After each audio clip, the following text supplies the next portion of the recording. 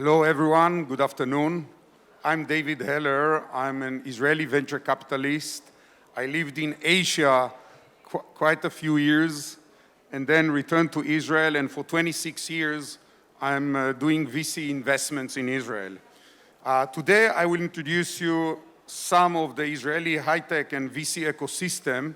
I will try to focus on the more unique things. But I will start quickly just to introduce my firm, which is Vertex Ventures Israel. The firm, we started in 1997. We raised total $1.4 billion in all our funds. 72% of that is from Asian investors. We raised 8 funds. 4 of them are ranked globally in the top 5% by their performance. Another 2, top quartile by their performance. This is, again, on a global basis.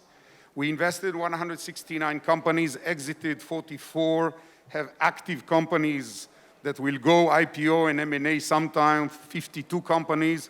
So almost 100 companies out of 169 are actually quite successful companies. Out of them, we have 8 unicorns. I'd like to note that all these 8 funds are profitable. So since 1997, we never lost money.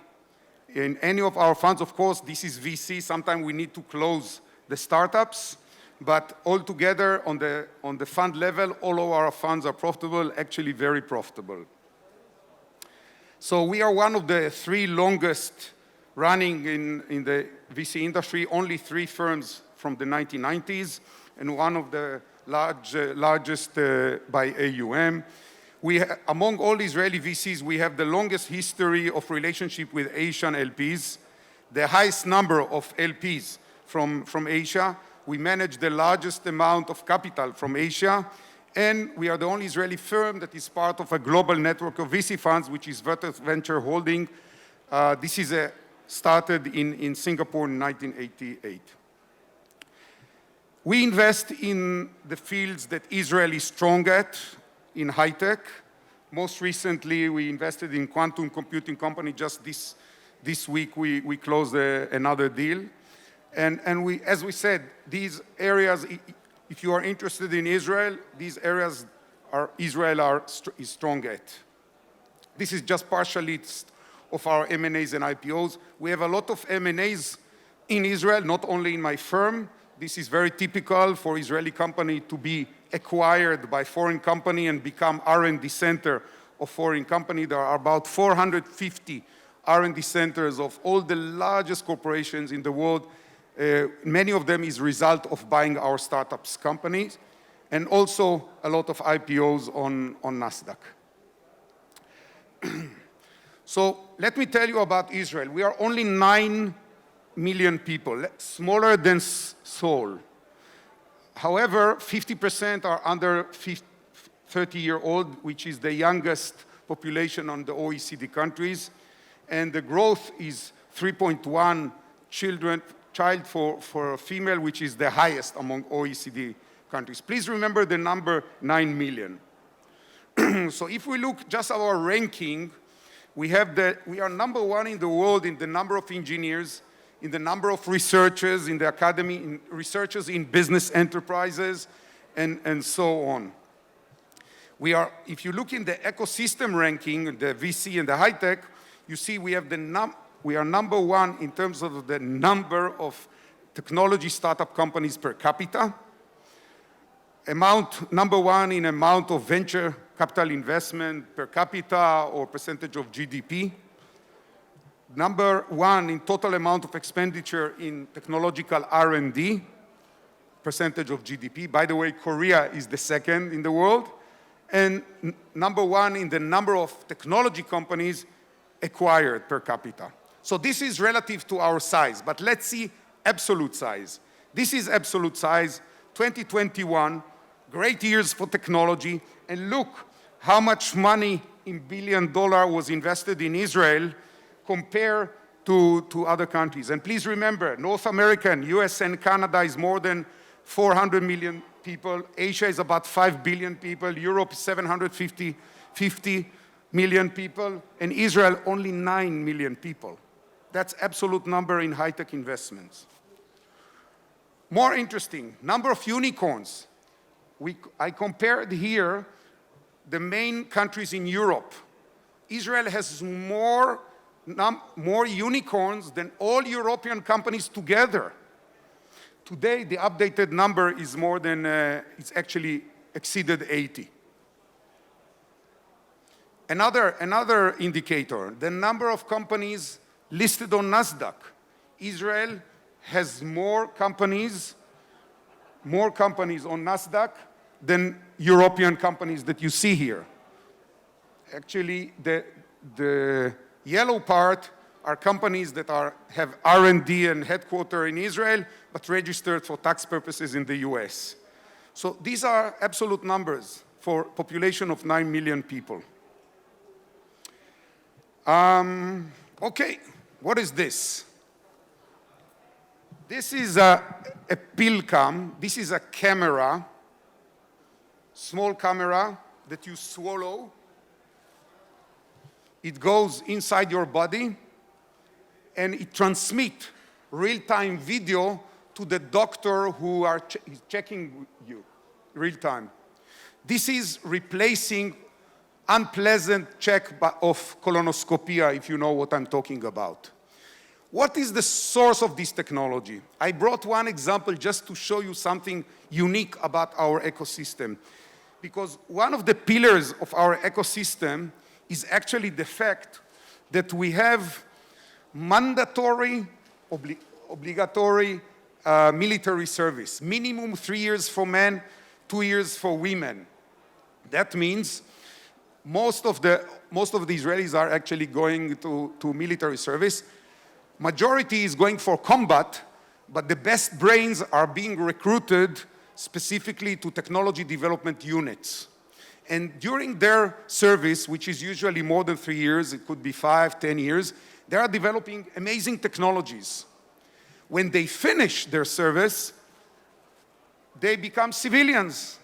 And they are allowed to take the know-how of development of technology with them and to start a startup company based on this technology.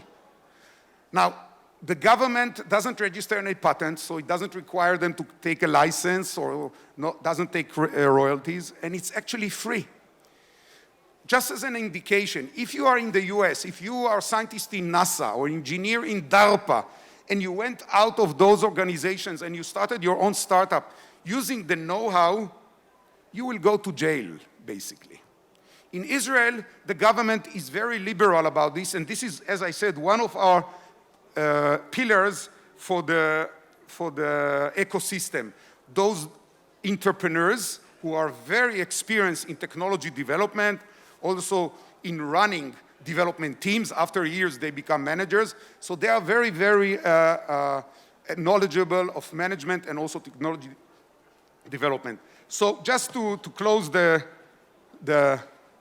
what I just said about that, this is the source of the technology. The team that developed a camera for the missile, this specific missile, to navigate the missile to the point, okay? When they become civilians, entrepreneurs, they say, why don't we take the same principles and make a pill cam medical device out of that? And this is just one of many, many examples. This illustrates the ecosystem in Israel, which is based on few pillars. One of them is the strong collaboration among the players. I wrote defense industry, but what I said, defense industry is not direct defense industry, but what I explained just before. And these are the players, and there is a lot of collaboration between them. I'm not sure I have enough time to explain, but local and foreign VCs, we also have accelerators, we have incubators, we have CVCs altogether. A lot of money is coming to Israel. Government is very supportive, and sorry, the local R&D of multinationals, as I mentioned before, we have many of them, 450. They are actually collaborating with the startup companies. So there is a lot of informal communication between engineers from Google or Amazon that are meeting for lunch, for example, and are having some idea how to collaborate together between the big company and the startup. This ends up sometimes with a real project, and even later with acquiring of that startup by the large company. But I want to focus more on the cultural stuff of Israel, which is the culture of innovation and of entrepreneurship. Now, regarding innovation, you have to understand that at school, at university, in military service, in business, Israeli society encourages individuals to create new ideas and materialize them. Now, we have several values that are actually supporting this innovative culture. One is informality versus hierarchy. Israel is not a hierarchy country. Israelis tend to behave and speak in an informal manner to seniors, the same as they talk to their peers and with subordinates. Criticizing the boss is okay in Israel, so long as you are polite, but you say to the boss, I think you are wrong, there is a better way to do that, it's okay. Even if it's a junior engineer and a CEO, it's okay.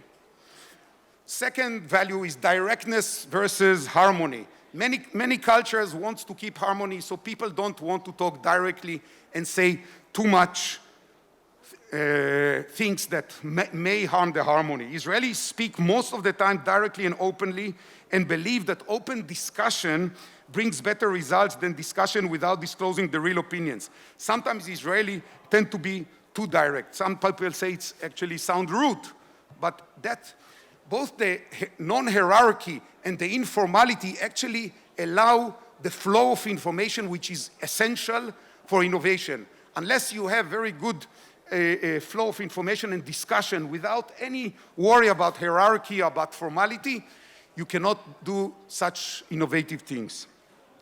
Finally, another value for innovation is important is the fact that we are flexible versus working according to the rules. Israelis tend to bypass the rules when they think that the rules are wrong and that working against the rules will bring better results than Israel. Actually, Israelis believe that rules are negotiable. Let me tell you one story. I hope you will remember it, this story out of my presentation. Many years ago, more than 15 years ago, a team of engineers in Haifa R&D center of Intel had a new idea. By the way, Intel employs in Israel engineers more than Santa Clara, the headquarters of Intel. Many people say Intel is actually kind of Israeli company. You know, the slogan of Intel is Intel inside, but reality is it's Israel inside, Intel inside. And let me tell you the story. Few engineers came with the idea. At that time, the processors for the computer were only one core. Somebody afterwards came with dual core.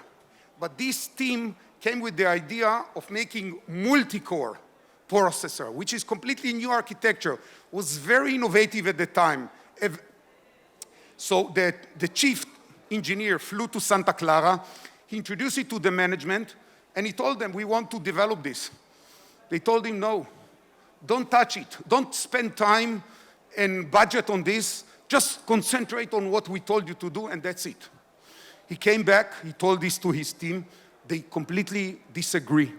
So secretly, while they were doing the project they were told to do, they developed the project that they really wanted to do, this multi-core processor.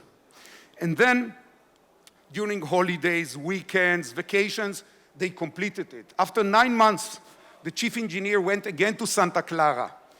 He went to the management, to the management room, and he told them, guys, 9 months ago, I came with an idea. You told me not to develop it, but we did it. And he put that demo on the table. They look at this, and they say, wow, it's just amazing. You have to complete it. We will give you all the budget, and the human resources just complete it fast. And indeed, he returned to Haifa, and they completed it. It is the Pentium MMX and the Centrino that came later. And this was done, as I said, against the management direction. This is what I said, not working according to the rules. It saved, people say it saved Intel at the time because AMD was going up, Intel was on the way down, and this specific chip was really helping to change the trend. I have a small anecdote at the end, if I have time to, about this. So this is about innovation, the values for innovation. The second is about entrepreneurship. So Israelis tend to prefer creating their own companies instead of working as a salary, for salary, you know. They prefer to be their own boss. There are certain values that support it. One is individualism against differentiation, or collectivism compared to homogeneity. Israelis tend to emphasize their own individual difference from others rather than being part of the group. Israeli wants to stand out. He doesn't want to be part of the group. This is very important when you are an entrepreneur. Another important thing is that mistake is forgivable. So in school, Israelis are educated not to be ashamed to make mistakes, as long as they learn from mistakes and fix them. So also in business, failure is recoverable. So Israelis are entrepreneurs who failed once can recover from failure and start new company. They can get investment. We invested in a few entrepreneurs who failed in one or even two startups before they came to us with the startup that we invested. And some of our greatest our greatest stories, including unicorns that we have, came from failed entrepreneurs who failed before. So all of these actually make the risk-taking encouraged. So entrepreneurs are willing to take the risks because failure will not diminish the chances to do business in the future. In some cultures, I don't need to tell you, if you failed, there's no recovery. So due to the time, I will move. I wanted to talk with you a little bit about the most recent trends in Israel. This is a very bad slide. Yeah, it shows something wrong. It's going down. Yeah, the number of Israeli startup established in the last 5 years is gradually going down. But look for another one. And by the way, the total number of startups in Israel is over 10,000. It's about 11,000, the active startups. But these are the new ones established every year. This is for the same years. This is the invested amount in the Israeli high-tech companies in billions of dollars. Look, it goes up. So what happened here? The number of companies going down and the amount of investment is soaring. Number one in the world, I show you, per capita. So what's happened is this. The number of unicorns is going drastically up. So actually, a lot of the investment is attracted by the unicorns, and they are, in fact, get a lot of money from us, from the VCs and from other investors. And this has a lot to do with the change of the trend in Israel. Israel used to be, maybe I have a slide. Yes, Israel used to be startup nation. Now, it's transformed into more like scale-up nation. So in the past, the Israeli entrepreneur, typical entrepreneur, used to sell its company before it completed the product and before having revenue, because he can get very good price from the American and other companies who are willing to pay for the IP and for the team, just to establish their R&D in Israel. Some of them bought a few startup companies and make few R&Ds or merge them. So this was the actually trend. And after selling the companies, they used to come and make another startup and sell it and make another one. So we have a lot of serial entrepreneurs. Now, this changed. And in the last 3-4 years, I can say even 5 years, the increasing number of the entrepreneurs shifting the mindset, what we say, from sell early to grow big. They want to scale up the companies and generate and growing the company's revenues. So currently, the companies expand their marketing activities globally and grow revenues. And this is what we see. Actually, the change of a trend. Startup nation is becoming a scale-up nation. You see the number of unicorns.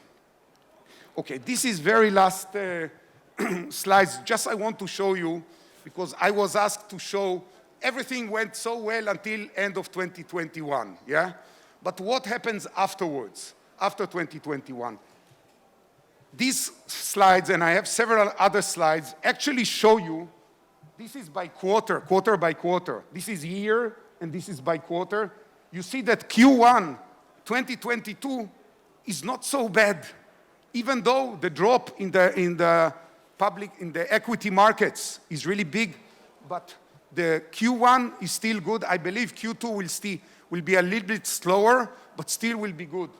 So altogether, Israel continued to attract investment. If we look to the mega deals of $100 million and above, same situation. You can see that this is by quarters.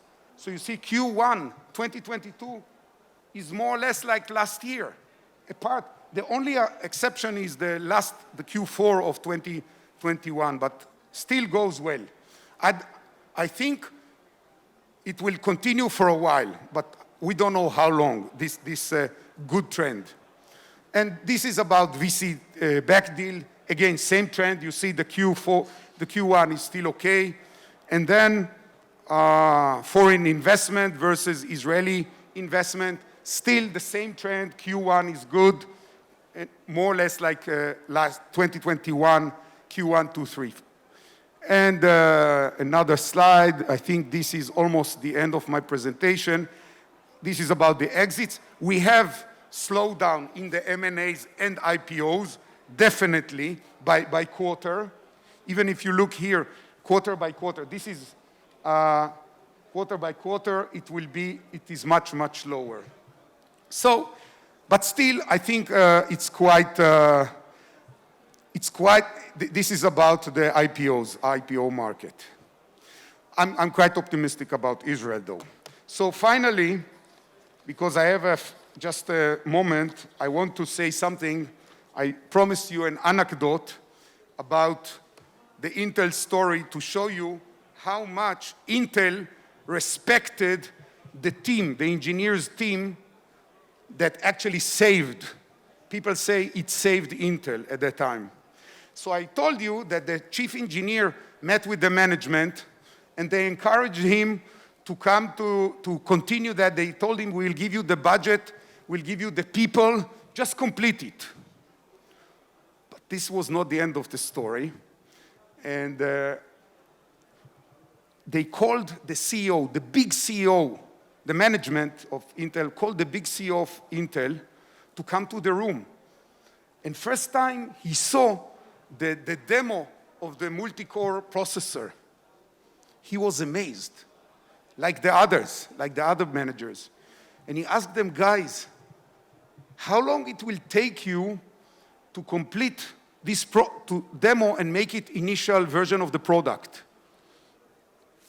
And the engineer said, 9 months. He said, no way you make it in 9 months. If you make it in 9 months, I'm going to, on my next visit to Israel, I come to Haifa, to your office, and I will go to the parking lot and I will wash your car. The big CEO of Intel. This is a story I know firsthand, so leave me. And that's what happened. They finished 8 months in 1 week, faster than 9 months. He came to Haifa on his visit, and all the employees, there were hundreds of employees of that R&D center, and I heard this story from some of them. CEO went to the parking lot, took off his jacket, took the sponge and the water, and he washed the car for the chief engineer in respect of what he has done for Intel, because he really saved Intel. This is because he disobeyed what he was told to do. This is the Israeli mentality, please remember. We are not always, it looks like a chaos, but it's actually manageable chaos, organized chaos, and many times because of the fact that people take their independent way for development and for innovation, many of our companies wins. You see the number of companies, the unicorns, you see the number of the listed companies on NASDAQ, and the total venture ecosystem. So if you have any question, I have maybe 2 minutes, 3 minutes to answer. And otherwise, do you have any question? Thank you very much, Mr. David Heller. So we have some questions for you. So this is the first question. What will be the potential synergy with Korean companies and VCS? And? What will be the potential synergy with Korean companies and VCS? VCS? Yes. VCs? Yes. Well, first of all, I must say that we acknowledge the fact that Korea is very strong in manufacturing. This is something I didn't say about Israel, but this is not one of our strengths. So Israeli companies, our Israeli companies, are actually want to come to Korea for manufacturing. Some of them are already doing this, but this can be enhanced. As a VC that invests into those portfolio companies, I want to push them to meet with more Korean companies and make them interested in manufacturing. But it's not only manufacturing. There is also very good R&D here in Korea. I don't know if you know, but there is a bio countries R&D fund called Coril. I think what I saw here also, there is a great innovation here in Korea. So I think Korean and Israelis can do a lot of R&D together. And the strength of Israel in this sense, when they collaborate, is that Israel has open markets all over the world, including US. It's very easy to access US for Israeli company. So Korean companies can enjoy from the access that Israeli companies in the US with this collaboration. Thank you very much for your answer. And also, it was very much informative in your presentation. Once again, thank you very much. May I please bring you down from the stage? Thank you Yes. very much. Yeah. 여러분 큰 박수 부탁드리겠습니다.